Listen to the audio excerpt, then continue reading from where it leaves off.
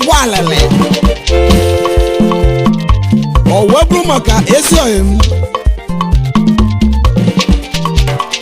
Chief Kenneth Obalum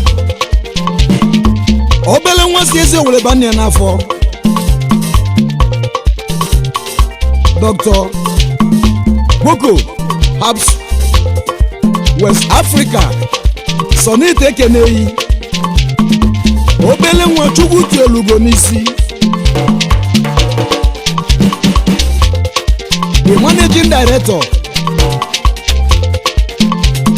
Spring Kenoba West Africa Limited Sonye Keneyi Yaniru